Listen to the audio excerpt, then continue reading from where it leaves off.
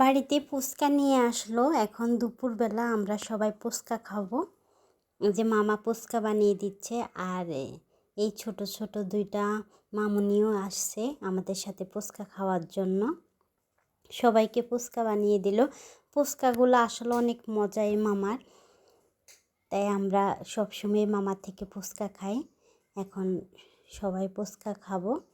বড় ফুচকাগুলাই আমার থেকে বেশি মজা লাগে ছোট ফুচকা থেকে। আমার ছেলেও ফুচকা অনেক পছন্দ করে, তাই ও বলল ফুচকা খাবে, তাই মামাকে ডাক দিয়ে নিয়ে আসলাম ফুচকা খাওয়ার জন্য। আর আজকে এত গরম, প্রচুর গরম, গরমে টিসকানি যায় না। হে গাইস, আসসালামু আলাইকুম। সবাই কেমন আছেন? আশা করি ভালো আছেন, আমরাও ভালো আছি। নতুন আরেকটা ভিডিও নিয়ে চলে আসলাম। আমি এখানে আলু দিয়ে গুঁড়া মাছ দিয়ে রান্না করতেছি। রান্না করা শেষ প্রায়। এখন আমি ধনিয়া পাতাও দিয়ে দিলাম। দেখেন রান্না হয়ে গেছে, দেখেন কত সুন্দর। কি একটা ঘ্রাণ, গুঁড়া মাছের যে একটা ঘ্রাণ, রান্না করলে অনেক সুন্দর ফ্লেভারটা। এটা কিন্তু হাতে ধরা মাছ, আমার ভাগিনা মাছ ধরে আনছে বাইদের থেকে।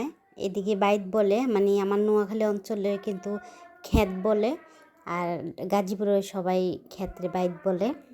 আর এই সাইডে আমি এখন মাছ ভাজি করব, পুঁটি মাছ, আর আমার ছেলের জন্য একটা পাঙ্গাস মাছ আর দুইটা টাকি মাছ আমার ভাগিনাকে ভেজে দেব। আমার ছেলের জন্য দুইটা পাঙ্গাস মাছ ভাজি করলাম, আর ভাগিনাকে এইগুলো ভাজি করব। আর এই সাইডে মিষ্টি কুমড়া ভাজি বসিয়ে দিলাম। আজকে আমরা গুঁড়া মাছ রান্না করলাম, মিষ্টি কুমড়া, ডিম ভাজি, আর মূলা দিয়ে মাছ, তেলাপিয়া মাছ দিয়ে রান্না করলাম। ওই মূলা তেলাপিয়া মাছটা আগে রান্না করে ফেললাম। মিষ্টি কুমড়াটাও আমার প্রায় হয়ে গেছে, দেখতে পাচ্ছেন কালারটা দেখেন কত সুন্দর। এই যে ধনিয়া পাতা, কাঁচামরিচ কেটে রাখছি, এই যে পেঁয়াজও কাটলাম।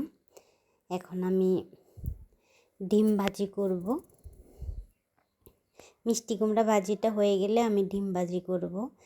আমার যদি ভিডিওটা আপনাদের ভালো লেগে থাকে, লাইক, শেয়ার, কমেন্ট করবেন, বেশি বেশি করে সাবস্ক্রাইব করবেন, আর আমার ভিডিওটা বেশি বেশি দেখবেন। আমার ভিডিও কি আপনাদের ভালো লাগে না? লাগলে অবশ্যই তো আমার ভিডিওগুলো দেখতেন, লাইক, শেয়ার, কমেন্ট করতেন, বেশি বেশি করে সাবস্ক্রাইব করতেন। ধনিয়া পাতা দিয়ে আমি একটু ভালোভাবে লাড়াচাড়া দিয়ে দিলাম। এখন নামিয়ে নিলাম। দেখেন কি সুন্দর একটা মিষ্টি ঘ্রাণ। আমি হালকা চিনিও দিছি, কিন্তু মিষ্টি কুমড়া ভাজিতে একটু মিষ্টি মিষ্টি না হলে কি খেতে ভালো লাগে? দুটা ডিম নিলাম এখন ভাজার জন্য। এই যে পেঁয়াজ, কাঁচামরিচ আমি হাত দিয়ে চিটকিয়ে নিচ্ছি। আমি কিন্তু মধ্য ফ্যামিলির মেয়ে, বউ। আমার এক হাতে ক্যামেরা ধরি, মোবাইল ধরি, আর এক হাতে আমি কিন্তু অন্য অন্য কাজগুলো করি। এই জন্য আমার ভিডিওগুলো একটু লাড়াছাড়া হয়। প্লিজ আপনারা কিন্তু ক্ষমার চোখে দেখবেন। ডিমটা আমি দিয়ে দিলাম। এখন আমি ঢাকনা দিয়েও ঢেকে দেব। ঢাকনা দিয়ে ঢেকে দিলে কিন্তু ডিম ভাজিটা অনেক সুন্দর ফুলে। যে দেখেন কত সুন্দর হয়ে ফুলছে।